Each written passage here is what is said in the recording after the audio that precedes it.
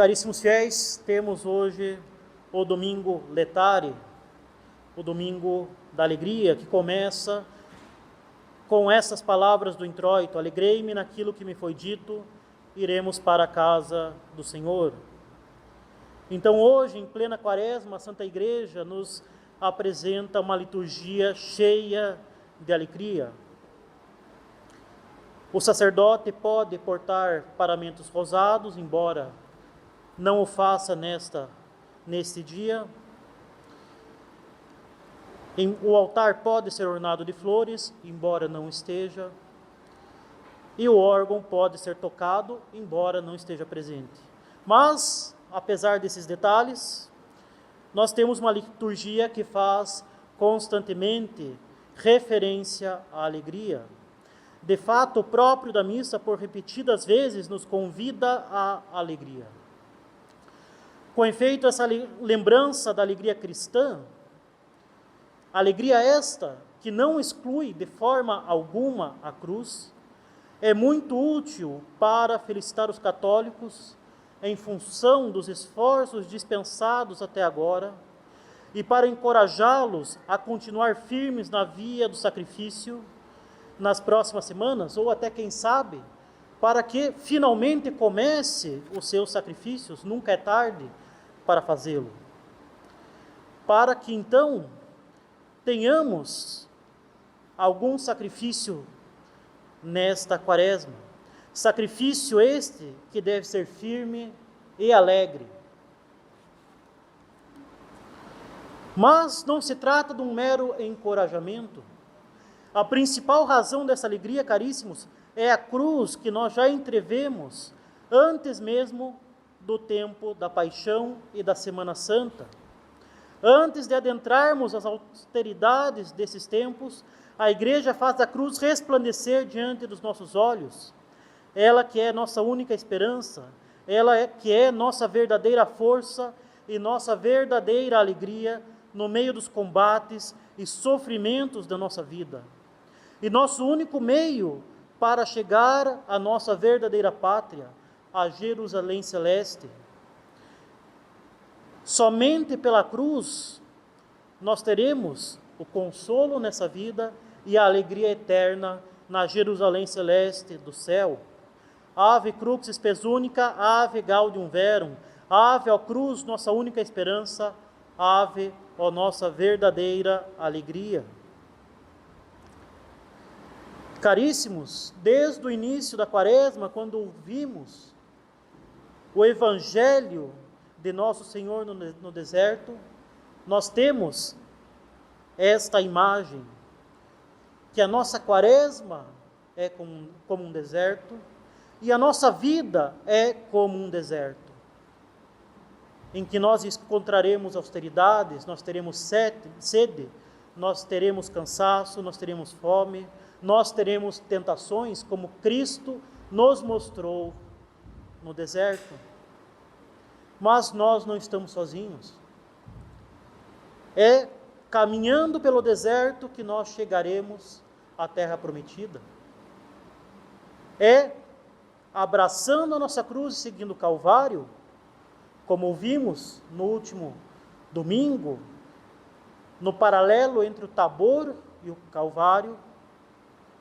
É subindo o Calvário, abraçados à nossa cruz, que nós teremos nosso Senhor carregando a cruz conosco e teremos então a glória da ressurreição. Caríssimos, a nossa alegria não exclui de forma alguma os sofrimentos e a cruz.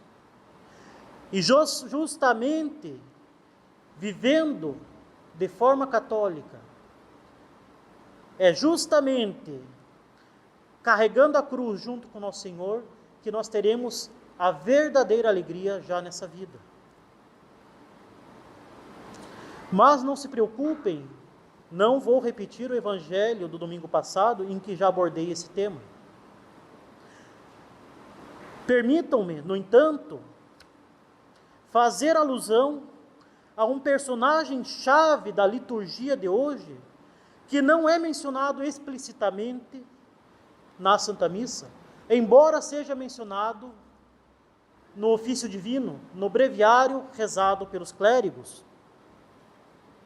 Trata-se de Moisés, cuja vida nos é apresentada no ofício de matinas do breviário, e a quem é feita alusão, tanto na epístola, que faz referência à aliança do Monte Sinai, tanto no Evangelho, mas claro, menos explicitamente, em função do pão que é dado por nosso Senhor Jesus Cristo àqueles discípulos famintos no deserto. A alusão é esta que faz referência ao maná que o povo hebreu recebeu pela intercessão de Moisés no deserto. Quem é Moisés? É ele o libertador escolhido por Deus para retirar o povo hebreu do jugo do faraó, atravessando o Mar Vermelho. É ele seu guia e seu sustento no deserto. É ele que conduz o povo eleito à terra prometida, onde seria edificada a cidade santa de Jerusalém. É ele o grande profeta que transmitiu ao povo as palavras de Deus e o grande legislador que deu a lei da antiga aliança. É ele, sobretudo, segundo São Gregório de Nissa, o amigo de Deus. Deus lhe diz: o que pedes, replicou o Senhor, falo-ei, porque tens todo o meu favor e te conheço pelo teu nome. E ainda lê-se que o Senhor se entretinha com Moisés face a face, como um homem fala com seu amigo. É ele justamente aquilo que nós devemos ser, amigos de Deus. É ele de fato um grande personagem, mas Moisés, caríssimos, era somente uma figura de Cristo. É nosso Senhor Jesus Cristo, o verdadeiro Moisés, que vem nos mostrar o Pai, é ele que por sua cruz nos retira do cativeiro do pecado. É Cristo, o verdadeiro Moisés, que nos transmite a palavra de Deus. É Cristo, o verdadeiro Moisés, que nos incorpora ao novo povo eleito, à Santa Romana Igreja, à Jerusalém messiânica, e nos conduz à terra prometida, que é Jerusalém celeste. Cristo, o verdadeiro Moisés, nos mostra o Pai. O Santo Padre, o Papa Bento XVI, nos ensina que a amizade com Deus encontra-se no mais íntimo da missão de Moisés. É somente porque ele falou com o próprio Deus que ele pôde trazer aos homens a palavra de Deus. Mas vemos, caríssimos, que esse contato imediato com Deus acaba por ser um contato limitado. No momento em que se evoca a sua amizade, no momento em que se evoca a sua relação direta com Deus, Moisés faz o seguinte pedido: Senhor, mostrai-me vossa glória. Ao que Deus lhe responde: quando minha glória passar, te porei na fenda da rocha e te cobrirei com a mão até que eu tenha passado. Retirarei depois a mão e me verás por detrás. Quanto à minha face, ela não pode ser vista. Mesmo Moisés, caríssimos, mesmo ele, o maior dos profetas, viu tão somente as costas de Deus, pois que sua face, diz a Escritura, ninguém pode vê-la. Deus impõe um limite a Moisés, donde há de escrever São João: Deus ninguém jamais o viu. O Filho único que está no seio do Pai, ele quem nolo revela. Somente aquele que é Deus vê Deus. Logo, Jesus, que fala verdadeiramente a partir da visão do Pai, vê Deus e nos pode conduzir e mostrar a Deus. Deus se revela por meio do Verbo encarnado. Alegremo-nos, pois, caríssimos, se Moisés não nos mostrou senão as costas de Deus, Cristo, nosso Senhor, por sua vez, é o próprio Verbo de Deus feito carne. É Ele a imagem de Deus invisível, nascido antes de toda a criatura. Nele habita corporalmente toda a plenitude da divindade. Quem o vê, vê o Pai. Se Moisés não pôde ver a glória do Senhor, então Cristo nos promete: se creres, vereis a glória de Deus. Nesta vida nós temos uma visão ainda limitada, uma visão obscura. No entanto, nós temos muito mais, pois nós temos Deus conosco, Deus junto de nós, não somente pela graça, por meio da qual Ele habita em nós verdadeiramente, mas temos Deus conosco no sacrário, temos o sacrifício de Deus encarnado todos os dias na Santa Missa, renovado pela salvação de todos os homens. E nós temos já, pela graça e pelas consolações da graça, um antegosto do céu. E nós temos a promessa de, permanecendo na graça de Deus, ter a beatitude eterna. Em seguida, Cristo, o verdadeiro Moisés, nos liberta. Nesse dia em que contemplamos, caríssimos, por uma primeira vez o estandarte glorioso e libertador da cruz, São Paulo proclama a liberdade que nosso Senhor Jesus Cristo nos ganhou do alto desta mesma cruz. O apóstolo nos mostra pelo sentido alegórico das mulheres de Abraão, Agar e Sara. Agar simboliza a antiga aliança, a aliança do Monte Sinai. Sua descendência nasce da carne para a servidão da lei mosaica. A Jerusalém judaica e o judaísmo são a continuação da servidão de Agar e da servidão do Sinai. Por sua vez, caríssimos, Sara, a mulher livre, simboliza a nova aliança, cuja descendência, muito mais numerosa, nasce da fé nas promessas de Deus. É o regime da graça que nos faz filhos de Deus e co-herdeiros da glória com Cristo nosso Senhor. É a Jerusalém celeste, nossa verdadeira pátria, a qual nós somos incorporados e conduzidos pela Santa Igreja Católica, como ensina Santo Agostinho em seu comentário aos Gálatas.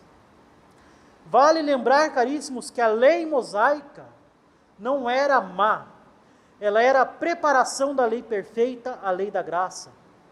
Ela não era má, mas imperfeita e incompleta. A antiga lei era incapaz de nos libertar da escravidão do pecado. Era uma dura disciplina que, como um pedagogo, preparava o povo judeu, povo este que, nas palavras do próprio Moisés, tinha uma cabeça duríssima e um espírito de rebelião. E assim esta lei os educava e os mantinha na linha, dirigindo seus passos em direção ao Messias prometido. Agora, após a encarnação, não mais há razão de desistir a lei do Sinai.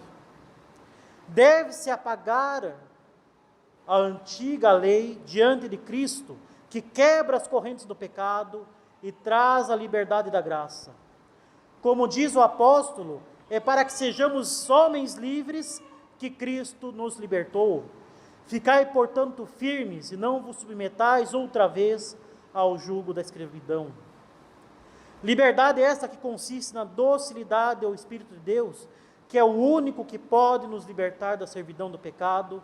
Como diz São Paulo, todos os que são conduzidos pelo Espírito de Deus são filhos de Deus. E como o filho da escrava perseguiu o filho da promessa, assim também a descendência do Monte Sinai perseguiu o Salvador e o pregou na cruz. Mas este povo deicida, longe de impedir a obra do Redentor, foi o instrumento do triunfo da nova lei, promulgada do alto do Monte Calvário. E assim como o filho de Agar, aqueles que preferem ser escravos da lei são expulsos da salvação sob o golpe da maldição divina. A vitória dos maus e dos pérfidos é tão somente aparente. O triunfo pertence a Cristo e à sua santa romana igreja. Assim nos alegremos, caríssimos, contemplando a vitória de Cristo no alto da cruz. Ele é o novo Moisés, o novo e perfeito Moisés. Ele nos liberta da servidão de Agar, ele nos liberta dos terrores do Monte Sinai, que aterrorizavam o povo hebreu, com a sua glória, com a onipotência de Deus, e que os fazia tremer e temer a morte. Alegremo-nos em Cristo, o novo Moisés, que nos coloca no lugar do antigo povo e nos abre por seu sangue as portas da Jerusalém celeste. Enfim, caríssimos, Cristo, o verdadeiro Moisés, nos sustenta nos sofrimentos e nas perseguições. Moisés foi o guia dos hebreus no deserto durante 40 anos, onde lhes deu o maná para que não perecessem. No entanto, o maná nutriu tão somente os seus corpos, eles continuavam morrendo. E toda aquela geração morreu antes de que seus descendentes pudessem adentrar a terra prometida. Como diz São Tomás de Aquino, o maná manteve as suas vidas, mas não lhes deu a vida. Eles comeram esse pão, mas ainda assim morreram. No Evangelho, Cristo, nosso Senhor, conduz a multidão em um local desértico, sem que eles tenham o que comer. Do alto da montanha ele tem piedade dessa gente e realiza o milagre na multiplicação dos pães. Multiplicação essa que ocorreu verdadeiramente. Não escutem os hereges modernos falando que é uma mera alusão à partilha. Multiplicação essa que ocorreu verdadeiramente e o sustentou verdadeiramente, mas que era símbolo da Eucaristia, o alimento espiritual que ele anunciará no dia seguinte a esta multiplicação dos pães na sinagoga de Cafarnaum, e que ele instituirá verdadeiramente na Quinta-feira Santa, logo em breve. Alimento este que não é outra coisa senão a sua própria carne. Pois, como ele diz, no dia seguinte à multiplicação, ele é o verdadeiro pão que desceu do céu. Ele é o verdadeiro pão que dá a vida eterna àqueles que dele se alimentam. E este pão vivo que desce do céu é a sua carne, que é verdadeiramente comida. E quem não quem não comer da sua carne, e quem não beber do seu sangue, não terá a vida eterna. Permitam-me um parênteses. Em todo momento,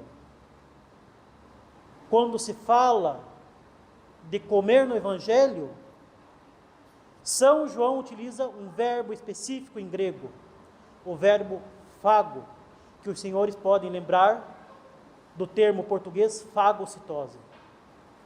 Então, no Evangelho de hoje, quando fala que todos comeram e foram saciados, o verbo utilizado é o verbo fago, comer. No dia seguinte, na sinagoga de Cafarnaum, nosso Senhor utiliza um verbo inaudito. São João se utiliza de um verbo diferente, o verbo trogo, que os senhores podem se lembrar da palavra portuguesa troglodita, ou seja, devorar com os dentes. Verbo este que é utilizado normalmente para os animais, quando eles se alimentam, os animais ferozes. Um verbo que não deixa sombra de dúvidas que nosso Senhor está se referindo verdadeiramente a se alimentar da sua carne, verdadeiramente, e com voracidade, mastigando com os dentes. E não é à toa que muitos daqueles que os ouviam, e mesmo seus discípulos o deixaram, afirmando: essas palavras são duras demais. Mesmo os apóstolos falaram: mas Senhor, quem pode ouvir essas palavras? Elas são duras demais. E nosso Senhor diz: se vocês quiserem ir embora, podem ir também, mas esta é a verdade. São João Crisóstomo, comentando esse trecho do Evangelho, o discurso do Pão da Vida, diz: muitos se escandalizaram em função da dureza dessas palavras. Ele é verdadeiramente o alimento que nos dá a vida e do qual nós temos que nos alimentar verdadeiramente se quisermos ter a vida eterna. Alimentarmos verdadeiramente do seu corpo e verdadeiramente do seu sangue. Porque diz nosso Senhor: o meu corpo é verdadeiramente comida e o meu sangue é verdadeiramente bebida. E ai de quem se escandalizar, não terá a vida eterna. E assim, caríssimos, nós temos verdadeiramente Deus conosco para nos guiar e para nos alimentar. Alegremo-nos nesse deserto do mundo, no meio das perseguições, cada vez mais patentes. Ser verdadeiramente católico, atualmente, é ser motivo de chacota, é ser motivo de ser colocado à margem da sociedade, é ser excluído de tudo aquilo que esse mundo chama de diversão, chama de prazer, chama de bem, e que não passa de imundície e de sujeira. Alegremo-nos verdadeiramente no meio das perseguições que os inimigos da cruz de Cristo e que os inimigos das nossas almas armam contra nós para nos perder. Alegremo-nos, pois temos sempre a força necessária para chegar à terra prometida. Nós temos sempre a força necessária para chegar à nossa pátria celeste. E esta força é o próprio Deus que está sempre conosco. Primeiro, pela graça. Segundo, pela Santa Missa. Em terceiro, pelos sacramentos. Todos os dias, em todos os momentos, ao redor do globo temos uma Santa Missa, um santo sacrifício sendo celebrado por nós. E nós podemos nos unir em qualquer momento do dia. Ele não se contentou em nos tirar do cativeiro do pecado, mas Ele se deu a si mesmo, a nós, na Eucaristia, e está sempre conosco. Ele não se contentou em morrer do alto da cruz, mas Ele fez essa cruz estar presente em todos os momentos do dia. Ele não se contentou em nos dar a graça, mas Ele realmente está presente nos sacrários de todas as nossas igrejas, como o Senhor estava presente como uma nuvem, guiando o seu povo até a terra prometida. Alegremo-nos, pois, à vista da cruz de Cristo, no deserto da nossa vida. Mesmo quando nós temos a impressão de que nós fomos abandonados por Deus, mesmo quando nós temos a impressão de que os inimigos da cruz estão triunfando, mesmo quando nós temos a impressão de estar perdendo a nossa vida, nós temos Deus conosco para aniquilar os inimigos da cruz, para conquistar almas para Jerusalém celeste e para nos dar a verdadeira vida, que é a vida eterna. A vista da cruz hoje deve verdadeiramente nos alegrar, pois é a garantia da nossa vitória no combate pela nossa salvação. Ela deve nos encorajar ainda mais a resistirmos aos ataques dos inimigos de nossa alma. Ela deve nos encorajar a permanecermos fiéis a Cristo em sua cruz nessa vida como bons e valentes soldados, pois que se a vitória pertence a Cristo, nós devemos combater com uma galhardia ainda maior sob o estandarte da cruz. Caríssimos, nós podemos ver a sociedade de hoje uma sociedade apóstata, que prega tudo quanto é contrário a Deus e à santa religião. que nos faz estarmos às margens da sociedade, que nos faz imaginar que tudo está perdido, que domina os meios de comunicação, que domina os meios de educação, as universidades, que domina o próprio governo. Tudo quanto é contrário a Deus é defendido. E se nós defendemos Deus, a Santa Igreja e a Santa Religião, nós somos excluídos.